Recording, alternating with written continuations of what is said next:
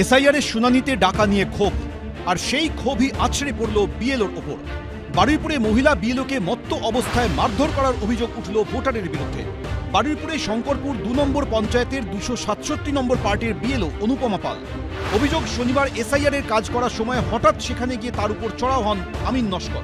এই সময় একজন মদ্য ব্যক্তি যে আগের দিন মাত্র হিয়ারিং ফেস করে এসেছে এবং সেই রাগটা সে আমার ওপরে সে অফিসের স্টাফদের তো কাছে পায় না বা ইলেকশন কমিশন স্টাফদের কাছে পায় না, ফিল্ড লেভেলে আমাদেরকেই কাজে পায়।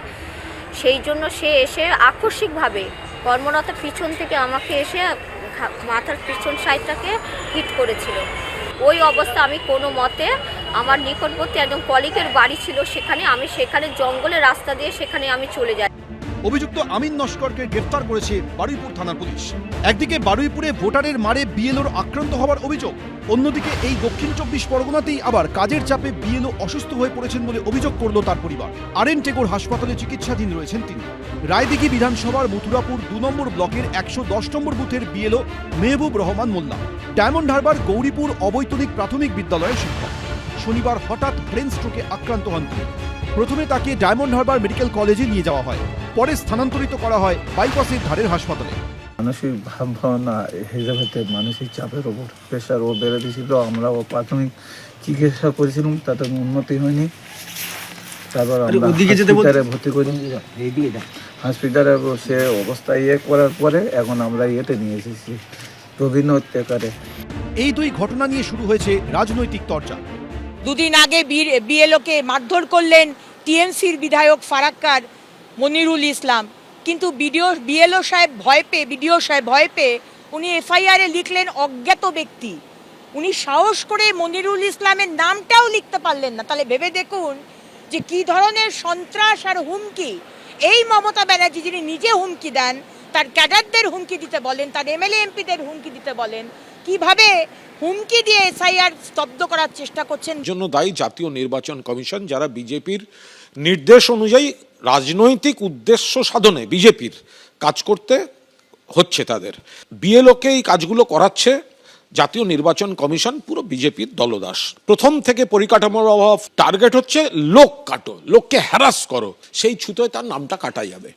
একদিকে শুনানির নামে নাকানি চোবানি খাচ্ছেন ভোটারদের একাংশ, আরেকদিকে ভুগতে হচ্ছে বিএলওদের একাংশকে।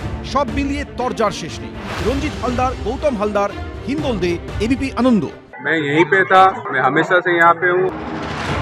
অবশেষে বেলডাঙ্গায় এলেন তৃণমূল সাংসদ ইউসুফ পাঠান। দুদিন ধরে চলা নৈরাজ্যের ৪৮ ঘন্টা পর ভিন রাজ্যে পরিযায়ী শ্রমিককে খুন ও মারধরের অভিযোগে প্রতিবাদের নামে শুক্র ও শনিবার তাণ্ডব চলেছে মুর্শিদাবাদের বেলডাঙ্গায়।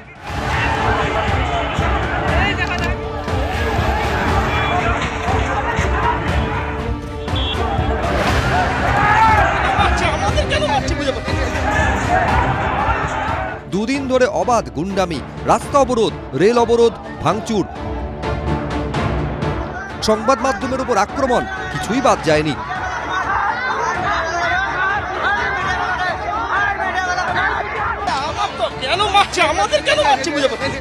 কিন্তু এই দুদিনের মধ্যে দেখা যায়নি এলাকার তৃণমূল সাংসদ ইউসুফ পাঠানকে, ফলে ক্ষোভ উগরে দেন স্থানীয় বাসিন্দারা।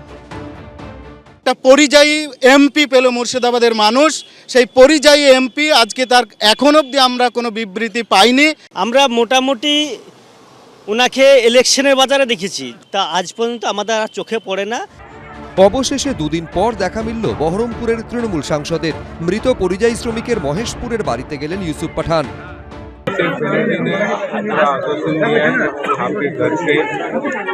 एक आदमी को या का बीवी को काम करेंगे, होमगार्ड में, पुलिस का नौकरी में, सरकारी नौकरी में काम देंगे।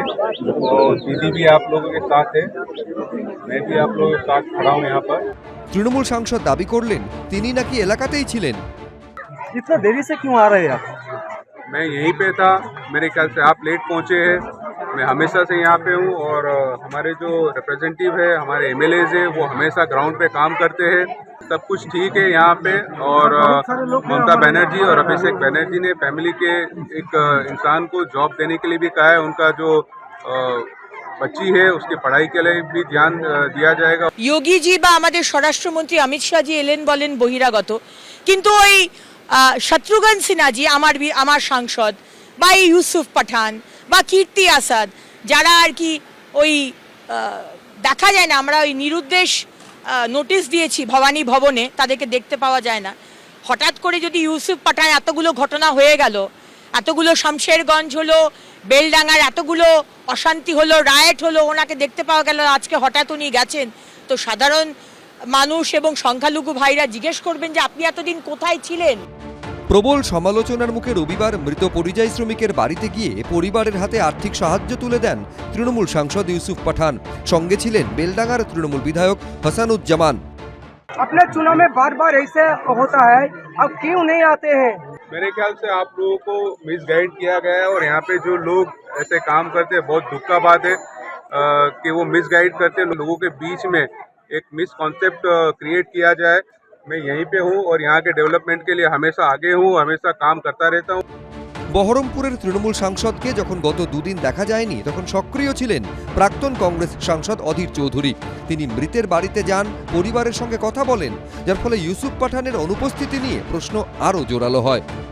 কোথাও আসে না, উনি বোম্বাইয়ে শ্বশুর বাড়ি আর বড়োদায় বাড়ি আর দিল্লিতে মাঝে মাঝে যান। বহরমপুরের তৃণমূল সাংসদ হলেও আদতে ভিন রাজ্যের বাসিন্দা ইউসুফ পাঠানের ভূমিকা নিয়ে এর আগেও বারবার নানা মহলে প্রশ্ন উঠেছে। রাজীব চৌধুরী, শিবাশিস মৌলিক, পার্থপ্রতিম ঘোষ, এবিপি আনন্দ।